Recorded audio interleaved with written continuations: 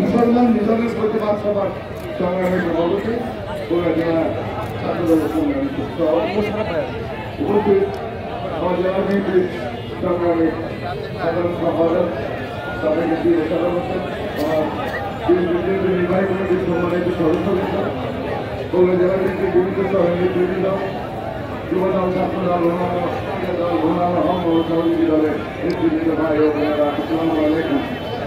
আমরা মনে অনেক কষ্ট নিয়ে এখানে দাঁড়িয়েছি।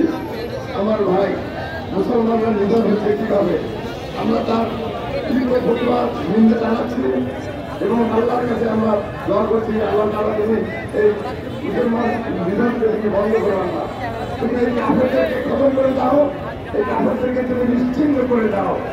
আমার প্রিয় ভাইয়েরা, আপনারা ফেসবুকে দেখেছেন কিভাবে একটা ছোট বাচ্চা ঘাস খাচ্ছে, দেখে তো রাখতে দেখে তো আর ভাত দেয় নেই আমাকে। কিভাবে একটা বাচ্চা একটা কুকুর একটি বাচ্চাকে সেভ করতেছে। আমরা সারা বিশ্বের মুসলমান কি করছি ভাই? আমরা মুসলমান নিধন হচ্ছে, আমরা এখন পর্যন্ত কিছু করতে পারছি না। আমাদের দায়িত্ব এবং মুসলমান হিসেবে আমাদের দায়িত্ব হলো তাদের পক্ষে পাশে দাঁড়ানো এবং এই যারা কাফের ধর্মী থেকে নিশ্চিন্ন করাই হলো আমাদের সবার দায়িত্ব। আমার প্রিয় বগুড়াবাসী, আমরা সবাই নিন্দা জানাবেন, তারা আল্লাহর কাছে রহমত কামনা করবেন এবং তাদের শক্তি আছে। ফ্রি ভিসা হচ্ছে হয়তো আমরা শুনতে পাচ্ছি, ফ্রি ভিসা এলে বাংলাদেশ থেকে লক্ষ লক্ষ আমার যুবক ভাইরা সেই যুদ্ধে চলে যাবে। আমরা এই আশা এবং আমি আমার ধন্যবাদ।